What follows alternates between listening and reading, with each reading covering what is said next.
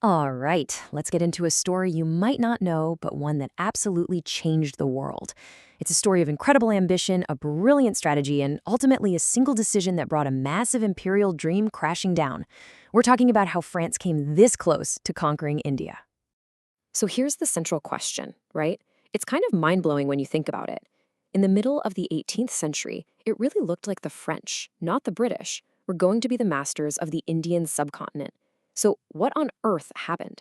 Let's unpack this incredible story. This whole story, it doesn't start with massive armies or declarations of war from kings. Nope.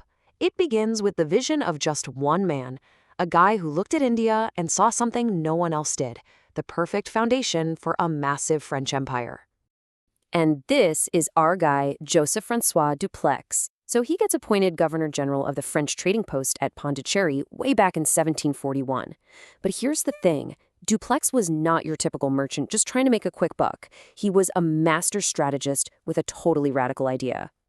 See, while all the other European companies were obsessed with balance sheets and profit margins, Dupleix was playing a completely different game. He wasn't thinking about cargo, he was thinking about conquest. He wanted land, he wanted power, he pictured an India that was effectively ruled by France, but through a network of local princes who owed him everything. So the big question is, how did he plan to pull that off? Okay, and this is where you can really see the genius of Dupleix at work. He came up with this clever, almost repeatable formula to expand French power without having to launch some huge, costly invasion. You have to remember, India at this time wasn't a single unified country. It was this patchwork of different kingdoms, all competing with each other. And whenever a ruler died, there was almost always a fight over who would take the throne. Dupleix looked at all that chaos and didn't see a problem. He saw a golden opportunity. And his method was like a four-step playbook, and it was devastatingly effective. First, find a local civil war. Second, pick a side, usually the one that looked like it might lose. Third, use your highly trained French troops to crush their rival and put your guy on the throne. And fourth, well, that new ruler is now completely in your debt. He grants you land, trade monopolies, you name it. Dupleix essentially became a kingmaker. Dupleix's strategy was working so well that the British East India Company was seriously on the ropes. They were on the verge of being kicked out of India entirely. But then, just as victory seemed certain, the biggest threat to this French dream emerged. And it didn't come from the British, it came from Paris.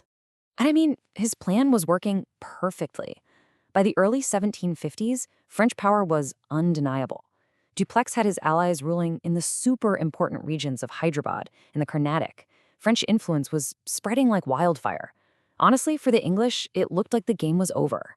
And then this. Just like that, at the absolute peak of his power, Dupleix is told to pack his bags and come home. Why? Because the company directors back in France, they were just staring at the short-term costs of his wars. They couldn't see the massive long-term prize he was about to grab. They saw an expense report, not an empire in the making. It's one of those baffling moments in history, right? Why on earth would you do that? The only answer is a complete, catastrophic failure of vision. The government in Paris wanted nice, clean profits from trade. They didn't want the messy, expensive business of building an empire.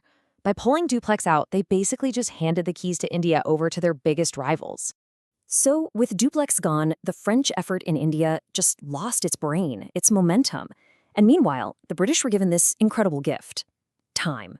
Time to regroup, and more importantly, time to copy Dupleix's methods. So when the 7 Years' War kicked off in Europe, the fight was going to spread to India. Only now, the French were adrift.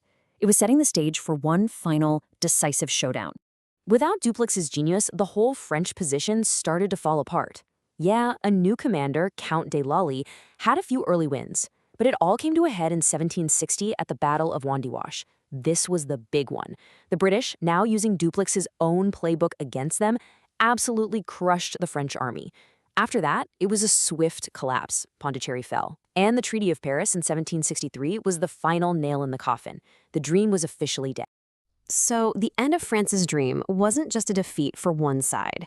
It was the moment that cleared the entire field for another power to rise and take everything. So, what was left of this grand vision? Well, not much. After the war, French political power in India just evaporated. They were allowed to keep a few tiny, powerless trading posts like Pondicherry, but as a force to be reckoned with, they were done. Their dream of empire was reduced to a few dots on a map that was quickly being painted red by the British. And this table here really tells the whole story, doesn't it? With the French out of the picture, the British just systematically eliminated all their other European rivals. The Dutch lost their posts. The Danes eventually just sold theirs to the English. And the English East India Company? It completed its transformation. It went from being just one trader among many to the undisputed master of India. 200. That's the number. 200 years, that's how long the British Raj would last. The fall of France's dream in the 1760s didn't just end one potential empire, it directly created another. It was a massive turning point in world history, all set in motion by a battle in India and one terrible decision made thousands of miles away in Paris. And that really leaves us with this huge, tantalizing question. What if? What if Paris had backed Dupleix? What if they'd seen what he saw? Would millions of people in India be speaking French today instead of English? It's a powerful reminder of how the entire course of history can pivot on a single moment, on a single decision. Something to think about.